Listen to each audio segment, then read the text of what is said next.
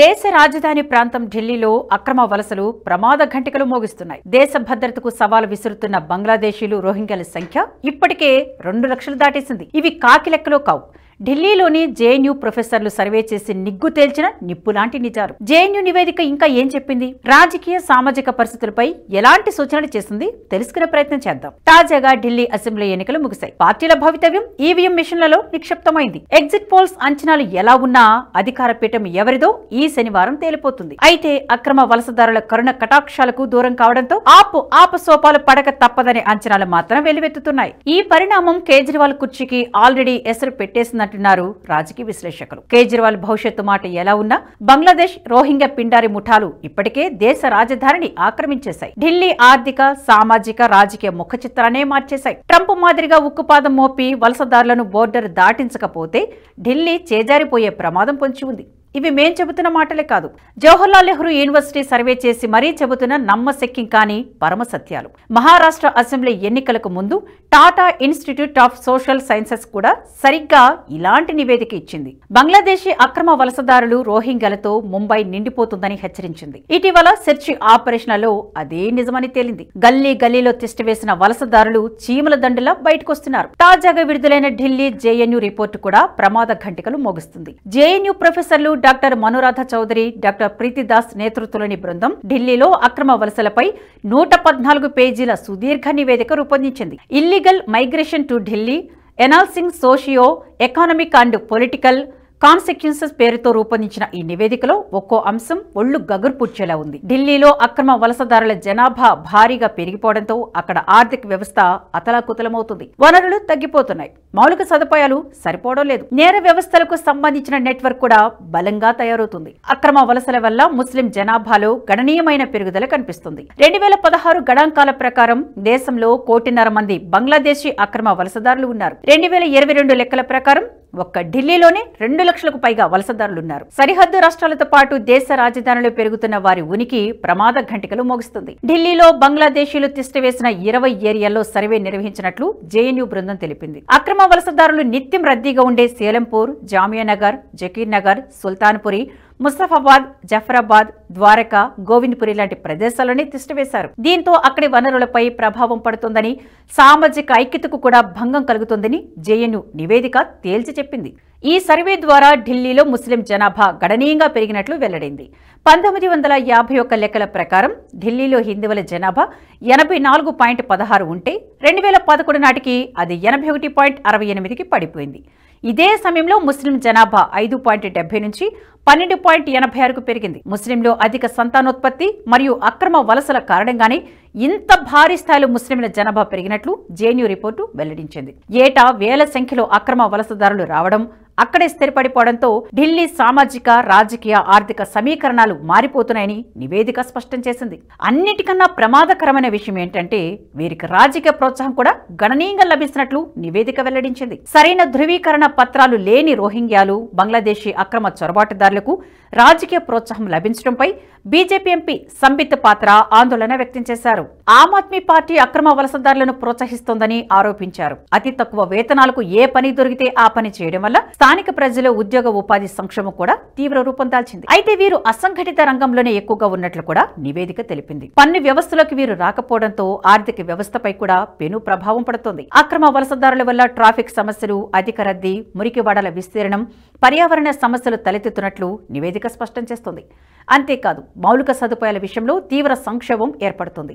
తాగునీరు, విద్యుత్, ఆరోగ్య సంరక్షణ, విద్య వంటి ప్రజాసేవలపై ఈ ప్రభావం చాలా తీవ్రంగా ఉంటుంది. చీమల దండులా దారులు కట్టిన బంగ్లాదేశీ చొరబాటుదారులు, రోహింగ్యాలతో నగర జనాభా స్వరూపమే మారిపోయింది. అదే సమయంలో పాలనాపరమైన లొసుగులను కూడా నివేదిక బయటపెట్టింది. పశ్చిమ బెంగాల్ లాంటి సరిహద్దు రాష్ట్రాల్లో అక్రమ వలసదారులకు బ్రోకర్లు, ఏజెంట్లు సహాయం చేస్తున్నట్లు తెలుస్తోంది. వీరంతా నకిలీ ధ్రువ పత్రాలతో దేశంలోకి చొరబడి పశ్చిమ బెంగాల్, ఢిల్లీ, మహారాష్ట్ర, కర్ణాటక వంటి రాష్ట్రాల్లో ఎక్కువగా స్థిరపడుతున్నట్లు గణాంకాలు చెబుతున్నాయి. ఢిల్లీలో ఆప్ ఓటు బ్యాంకు రాజకీయాలు కూడా అక్రమ వలసలకు ఊతమిస్తున్నాయి. నివాసం, ఉద్యోగం విషయంలో అక్రమార్కులు భారత జాతీయతకు కావలసిన అన్ని ధ్రువపత్రాలను సమకూరుస్తున్నట్లు నివేదిక వెల్లడించింది. ఈ విషయంలో రాడికల్ ఇస్లామిక్ మూకలు సైతం వలసదారులకు అండదండలు అందిస్తున్నట్లు తెలుస్తోంది. ఇప్పటికే తీవ్ర పర్యావరణ సమస్యతో తల్లడిల్లిపోతున్న ఢిల్లీ అక్రమ వలసదారుల వల్ల మురికివాడలు పెరగడమే కాకుండా గృహ నిర్మాణం, పారిశుద్ధ్యం, రవాణాతో పాటు మౌలిక వసతులు కలిపిన నీటి సరఫరాలో తీవ్ర ఇబ్బందులను ఎదుర్కొంటుంది.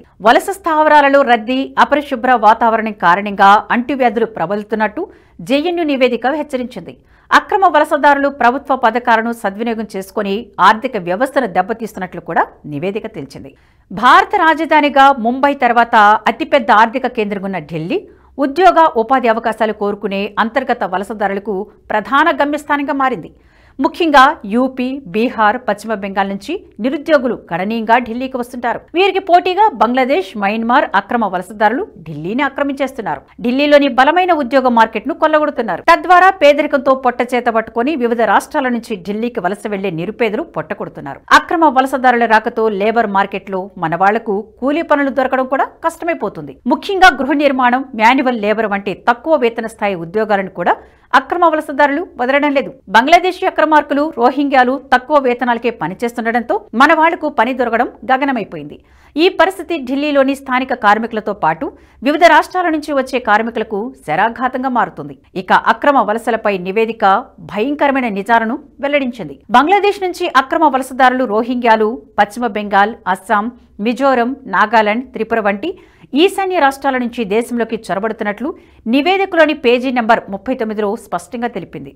ఆ తర్వాత పరిస్థితులను బేరీజు వేసుకుంటూ మెల్లమెల్లగా ఢిల్లీకి చేరుకొని డొమెస్టిక్ వర్కర్లుగా, స్ట్రీట్ వెండర్లుగా, కన్స్ట్రక్షన్ లేబర్గా స్థిరపడిపోతున్నారు.